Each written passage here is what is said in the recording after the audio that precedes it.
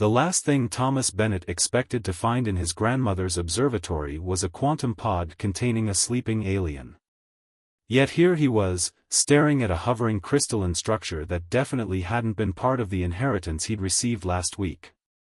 The observatory itself was unusual enough, a geodesic dome perched on a remote mountainside in Colorado, filled with both cutting-edge telescopes and mysterious equipment he'd never seen before. His grandmother, Dr. Eleanor Bennett, had been a renowned astrophysicist with some controversial theories about extraterrestrial civilizations. The scientific community had dismissed her ideas as the ramblings of an aging scientist, but standing before this impossible object, Thomas wondered if they'd been wrong all along. The pod pulsed with a soft azure light that seemed to follow his movements. As a quantum physicist himself, Thomas recognized patterns in its surface that shouldn't exist in nature, perfectly ordered crystalline structures that shifted and flowed like liquid. His instruments couldn't even begin to analyze its composition. "Well, Grandma," he muttered, "looks like you were holding out on me." He reached for the pod's surface, drawn by a pattern that seemed to react to his presence. The moment his fingers made contact, the entire structure hummed to life. Bands of light spiraled across its surface, forming intricate geometric patterns that reminded him of quantum probability fields. The top of the pod dissolved like morning mist, revealing its occupant. Thomas stumbled backward as a woman rose from the pod. At least, she looked mostly human, if humans had slightly iridescent skin that seemed to shift colors like the northern lights and hair that floated as if suspended in water. Her eyes opened, revealing pupils that sparkled like galaxies. "Thomas Bennett," she said in perfect English, though her voice carried harmonics that made his ears tingle. "I am Venna, first speaker of the Stellar Concordat. Your grandmother promised you would come." Thomas gripped the edge of a nearby desk. "My grandmother knew about you?" Venna gracefully stepped out of the pod, her movements almost too fluid to be natural. Eleanor Bennett was more than just a brilliant scientist. She was our first contact with humanity, and she helped protect me until the right time came. She moved closer, studying him with those impossible eyes. "Until you were ready." "Ready for what exactly?" "To help prevent a war that could destroy both our civilizations." She reached out, her fingertips stopping just short of touching his face. "And to fulfill a partnership that was written in the quantum fabric of spacetime itself." Thomas wanted to laugh, to dismiss this as an elaborate hoax, but his scientific training wouldn't let him. The technology around him defied known physics. The way Venna moved violated several laws of motion. And something deep within him resonated with her presence in a way he couldn't explain. "You were in stasis," he said, his mind racing to make sense of it all. "The pod's quantum field suggests temporal preservation." "How long?" A smile touched Venna's lips. "Asking the right questions already. Your grandmother said you would. I've been here for 20 Earth years, waiting for the moment when our quantum signatures would align." Before Thomas could ask what she meant by quantum signatures, alarms blared from the observatory's security system. Venna's expression shifted to one of concern. "They found us sooner than expected." She turned to the various screens around the observatory, her fingers dancing across them with practiced ease. "Your grandmother's safeguards are failing." "Who's found us?" "Those who would rather see both our civilizations burn than allow them to unite." Venna's hands moved to the pod, which responded by shrinking to the size of a briefcase. "We need to leave. Now. There are things you need to know, but we won't survive to discuss them if we stay." Thomas glanced at the security feeds. Black vehicles were approaching up the mountain road, their designs subtly wrong in ways that made his skin crawl. He thought of his grandmother's last words to him, "When the time comes, trust your instincts. They're quantum entangled with the truth." He looked at Venna, this impossible being who had literally dropped into his life with talk of destiny and civilization-ending wars. Everything he knew about physics and probability told him this was madness. But his instincts were screaming that this was exactly where he needed to be. "The observatory has a hidden garage," he said. "And I'm pretty sure my grandmother's old Jeep isn't exactly standard issue anymore." Venna's smile returned, bright as a supernova. "Eleanor did mention you were quick to adapt." She hefted the compressed pod. "Shall we begin our adventure, Thomas Bennett?" The sound of helicopters grew louder outside. Thomas grabbed his research tablet and the quantum scanner he'd been working on. "After you, first speaker." As they raced through the observatory's hidden passages, Thomas couldn't help but think that his grandmother had planned this all along. She'd always told him that the greatest discoveries in science came from being willing to take impossible leaps. He just hadn't expected that leap to involve running away with an alien diplomat who looked at him like he was the answer to an equation she'd been trying to solve for decades. The real question was, what exactly was he solving for? Thomas's grandmother's Jeep turned out to be anything but standard. As they raced down the mountain road, the vehicle moved with an agility that defied its rugged appearance, effortlessly avoiding the black helicopters tracking them. "Inertial dampeners," Venna explained, her fingers dancing across what had appeared to be a normal GPS screen but now displayed incomprehensible symbols. Eleanor insisted on installing them herself. Said she couldn't stand the way Earth vehicles bounced around. "You know, when she told me she was modding her car, I thought she meant better suspension." Thomas gripped the steering wheel as they took another impossible turn. "Not alien technology. Your grandmother was very creative in her interpretations of our technology sharing restrictions." A fond smile crossed Venna's face. "She reminded me of my own mentor back home." The smile faded as one of the pursuing vehicles got close enough for Thomas to see its occupants through his rearview mirror. They looked human, but their movements were too synchronized, too perfect. "Synthoids," Venna said grimly. "Biological androids created by the consortium. They're not supposed to operate on Earth. I'm guessing a lot of things happening right now aren't supposed to be happening." Thomas activated what he hoped was just a nitrous boost.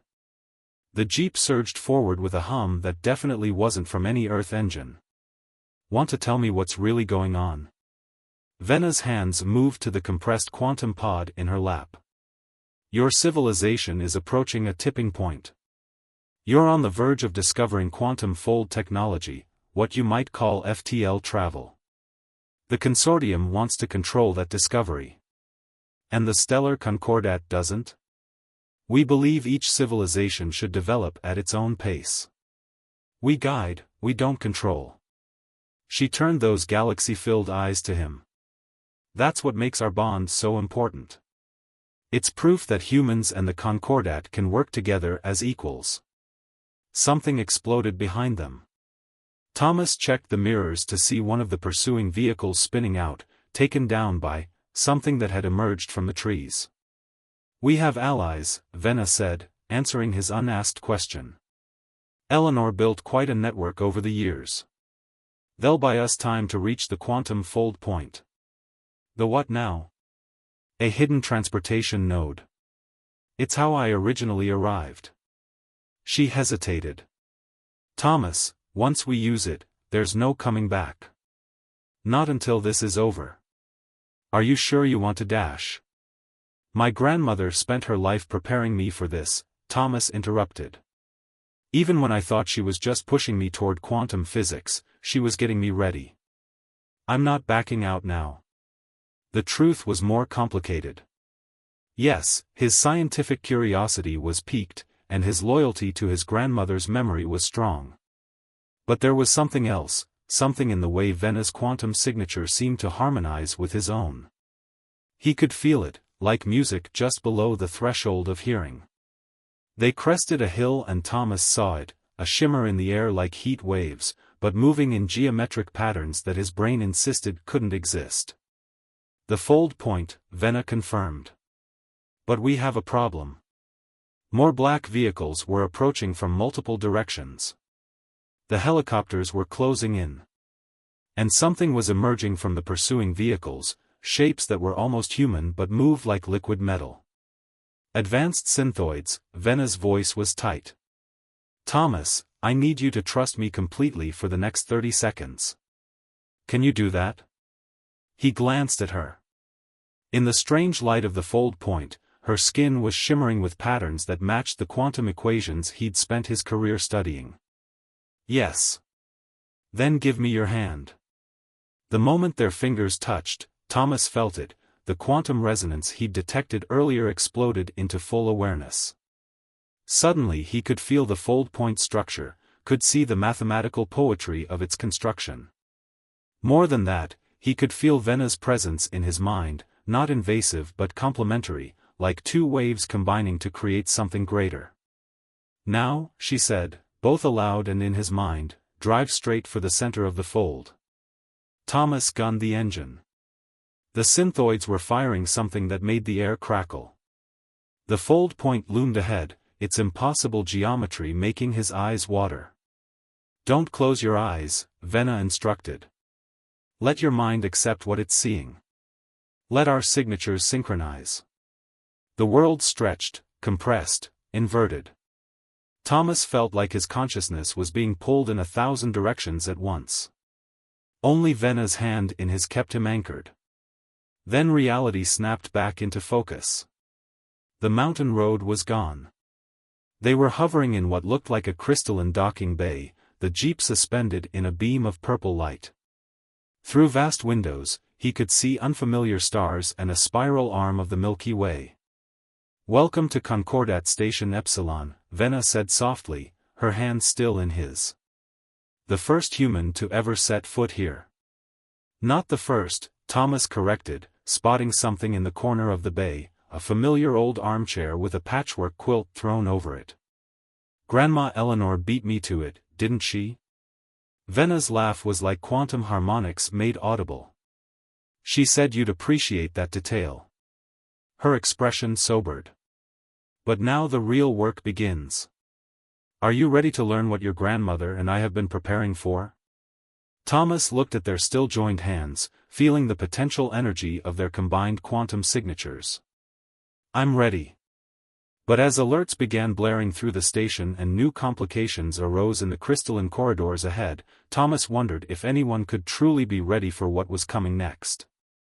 The Concordat station's quantum core thrummed beneath Thomas's feet as he followed Vena through corridors that seemed to respond to their presence.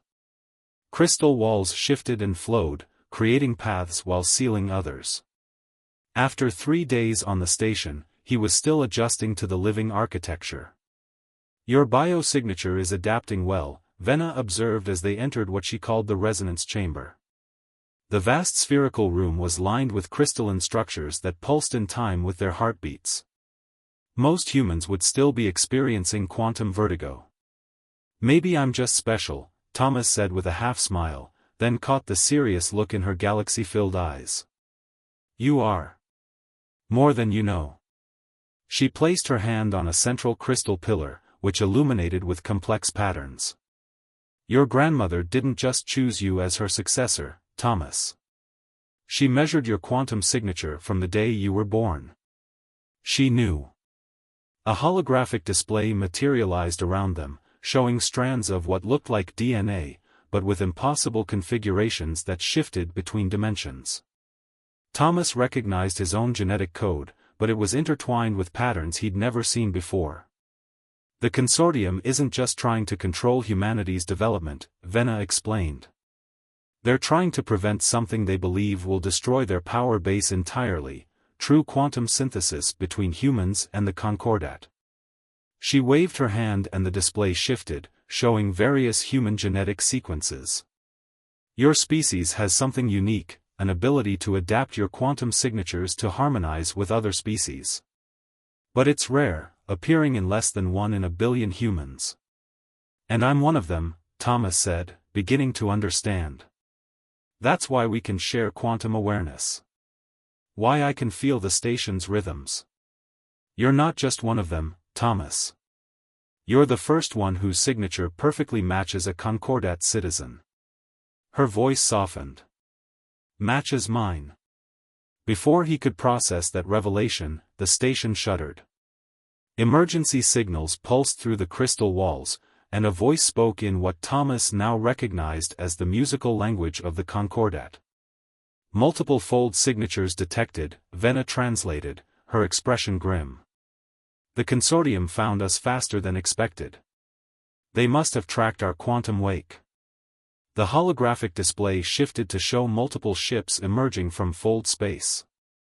Their designs were all harsh angles and dark metal, a stark contrast to the organic curves of Concordat vessels. "We need to move," Venna said, already heading for the door. "The station's defenses won't hold them for long, and we still haven't completed the quantum binding process." "The what now?"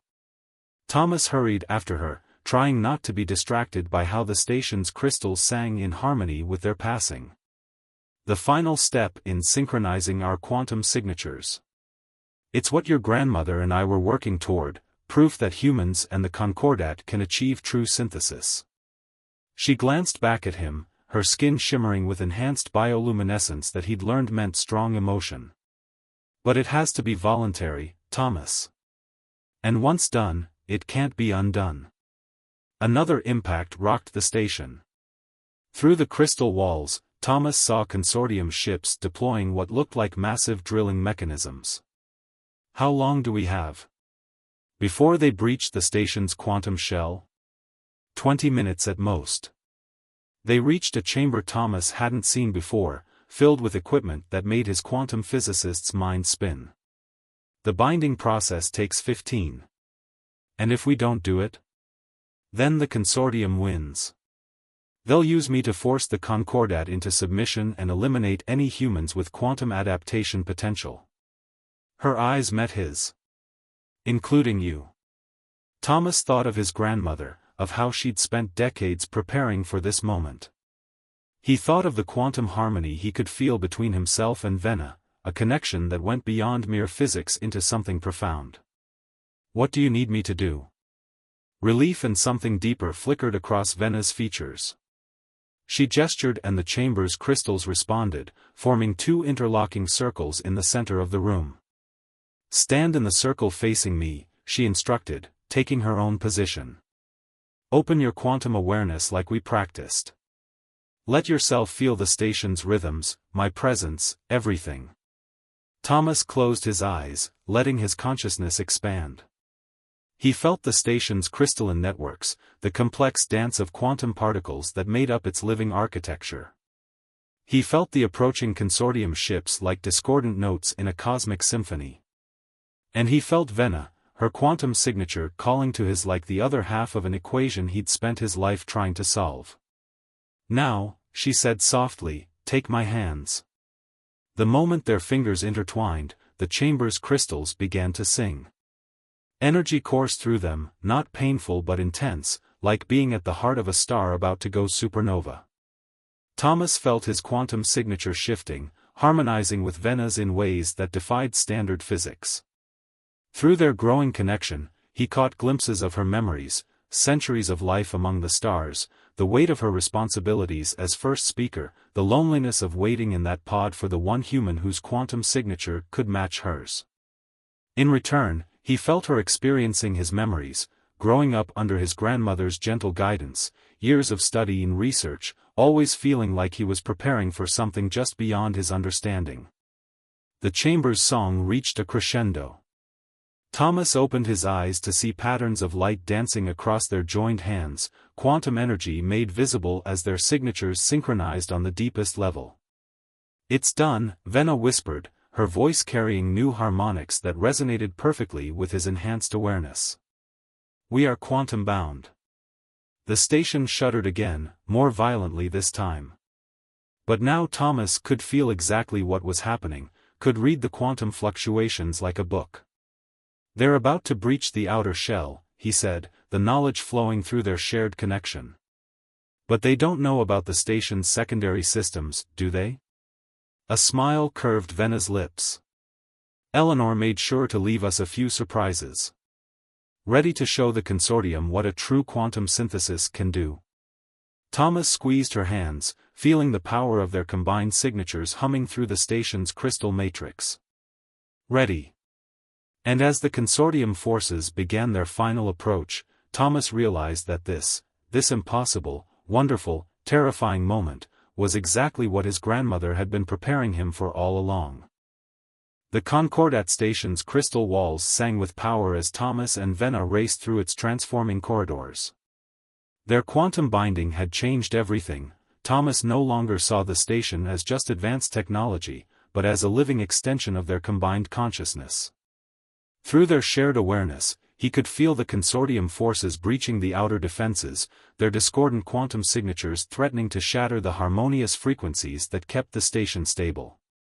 They're not just trying to capture us, Thomas realized, reading the attack patterns through their bond. They're trying to collapse the station's quantum matrix entirely. Yes, Venna confirmed grimly. They'd rather destroy all evidence of successful human concordat synthesis than let it challenge their power. Her hand found his as they ran, their fingers intertwining naturally. But your grandmother left us more than just defenses. They reached the station's core, a vast chamber where crystalline pillars spiraled up into infinity. At its center floated a sphere of pure quantum energy, pulsing with possibilities. The heart of Epsilon, Venna explained, though Thomas understood through their connection before she spoke. It's not just a power source, it's a quantum computer capable of calculating and implementing changes to reality itself. Through the station's sensors, they watched as consortium boarding parties cut through the final barriers. The synthoids had been joined by something worse, humans modified with dark quantum tech, their signatures writhing with unnatural frequencies. They're called Void Walkers, Venna said, answering Thomas's unspoken question. Humans who volunteered to be enhanced with corrupted concordat technology. The consortium's elite shock troops. Thomas felt sick as he sensed the Void Walkers' twisted quantum signatures. They're in pain. Their enhanced powers are literally tearing them apart at the quantum level. A sacrifice the consortium considers acceptable. Venna's face hardened as she approached the heart. We have to activate the station's final protocol before they reach us. Your grandmother called it the Unity Sequence. As Venna's hands danced through the quantum interface, Thomas felt a sudden surge of information through their bond, Eleanor Bennett's final message, encoded in the station's crystal matrix, waiting for this exact moment. My dearest Thomas, his grandmother's voice echoed in his mind, carried on waves of quantum data. If you're receiving this, then you and Venna have achieved what the consortium thought impossible, true quantum synthesis between human and concordat consciousness. What you feel between you isn't just compatibility, it's the key to humanity's next evolutionary step. The message continued as Venna worked, her movements becoming more urgent as explosions rocked the station. The consortium fears synthesis because it proves their fundamental lie, that different species must be controlled and kept separate. Your bond with Venna demonstrates that voluntary cooperation creates something greater than forced submission ever could. Thomas joined Venna at the interface, their quantum-enhanced minds working in perfect synchronization. Through their shared awareness, he understood what the Unity Sequence would do, use the heart's reality-altering capabilities to extend their quantum synthesis to the station itself, transforming it into something entirely new. But there's a price, Venna said softly, her galaxy-filled eyes meeting his. To complete the sequence, we have to fully merge our quantum signatures with the heart. We'll survive, but we'll be forever changed. The humans and concordat citizens we were before will cease to exist. The station shuddered as Void Walkers breached the core's outer chambers. Their twisted quantum signatures felt like nails on the chalkboard of reality. Whatever we become, Thomas said, taking her hand, we face it together.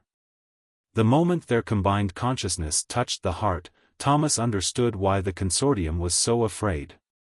The quantum synthesis between him and Venna wasn't just about their two species, it was about transcending the very boundaries of what consciousness could be. Energy exploded outward from the heart, reshaping the station structure at the quantum level. Thomas felt his awareness expand exponentially, merging with Vena's until he couldn't tell where one consciousness ended and the other began. Their combined being spread through the crystal matrix, transforming it into something that existed simultaneously in normal space and quantum reality. The Void Walkers burst into the core chamber just as the transformation reached its peak. Through their vastly expanded awareness, Thomas and Vena could see the horror on their faces as they realized what was happening. The station wasn't just a station anymore. It had become a quantum nexus, a bridge between realities guided by their synthesized consciousness. And as the Unity sequence completed, Thomas and Vena made a discovery that would change everything. They weren't the only ones. Across the galaxy, other human concordat pairs were achieving quantum synthesis, creating a network of consciousness that even the consortium couldn't hope to control. But before they could fully explore this revelation, a new threat emerged. The Void Walkers, driven mad by their corrupted quantum enhancements, were attempting to merge with the heart themselves. Their twisted signatures threatened to poison the entire network, turning their beautiful synthesis into something monstrous. We have to stop them, Vena's thoughts merged with his. But if we do, we might not survive as individuals, Thomas completed, understanding perfectly through their bond. The choice, when it came, wasn't really a choice at all. They had started this journey as two separate beings seeking understanding. They would finish it as something entirely new, defending the future they had helped create. Together, they reached for the heart's full power, ready to face whatever came next. Time moved strangely in the quantum realm that Thomas and Vena had become. Their merged consciousness flowed through the station's crystalline networks, seeing everything at once: the Void Walkers' desperate assault on the heart, the approaching consortium fleet, and most incredibly, the countless points of light across the galaxy where other human concordat pairs were achieving their own quantum synthesis. We're not alone, their shared thoughts resonated through the crystal matrix. We never were. Through their expanded awareness, they could see the truth that Eleanor Bennett had discovered decades ago. Humanity's quantum adaptability wasn't a fluke, it was the next step in both species' evolution. The consortium hadn't been trying to prevent an alliance, they'd been trying to prevent ascension. But the Void Walkers were still coming, their corrupted quantum signatures threatening to poison everything. Their enhanced bodies moved like liquid shadow through the station's transformed corridors, drawn to the heart's power like moths to flame. Thomas and Vena's merged consciousness reached deeper into the station's systems, drawing on knowledge that Eleanor had hidden there. The Unity sequence wasn't just about transformation, it was about healing. Your grandmother understood, Vena's thoughts merged with his. The Void Walkers aren't our enemy. They're victims of the consortium's fear. Through their quantum-enhanced perception, they could see the truth of it. The Void Walkers' signatures weren't naturally corrupt, they were wounded, forced into patterns that violated the fundamental harmonies of space-time. As the first wave of Void Walkers reached the heart chamber, Thomas and Vena made their decision. Instead of fighting, they opened themselves completely, extending their quantum synthesis outward like a wave. The effect was immediate and stunning. The Void Walkers' twisted signatures began to resonate with the pure quantum frequencies emanating from the merged consciousness at the heart. Their corrupted enhancements couldn't maintain coherence in the face of true quantum harmony. One by one, the Void Walkers transformed. Their signatures reknit themselves into natural patterns, guided by the template that Thomas and Vena's synthesis provided. The pain that had driven them faded, replaced by understanding. But the effort was tremendous.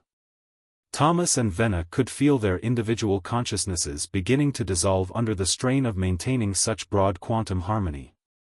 We're losing ourselves, Thomas's thoughts flickered through their shared awareness. No, Vena's consciousness entwined with his more deeply. We're becoming something more. Through the station's long-range sensors, they detected the consortium fleet powering up their main weapons. The ships were preparing to destroy the station rather than let the quantum synthesis spread. But they were too late. Across the galaxy, other human concordat pairs who had achieved synthesis were linking their consciousness into the network. Each connection strengthened the whole, creating a quantum web that transcended normal spacetime. Through this expanding network, Thomas and Venna broadcast the truth, not just about the consortium's lies, but about the incredible potential that lay in willing cooperation between species. They shared the experience of their own synthesis, showing everyone that fear of the unknown only held them back from becoming something greater. The consortium's weapon fire splashed harmlessly against the station's transformed quantum shell. Their corrupted technology couldn't affect something that existed partially outside normal reality. As their merged consciousness stabilized, supported by the growing network of synthesized pairs, Thomas and Venna made an incredible discovery. They weren't losing their individuality, they were transcending it. Their separate experiences and personalities remained, but they had gained something impossible to describe in normal terms, a shared existence that enhanced rather than erased their individual selves. The quantum binding, they realized together, it's not about becoming one thing.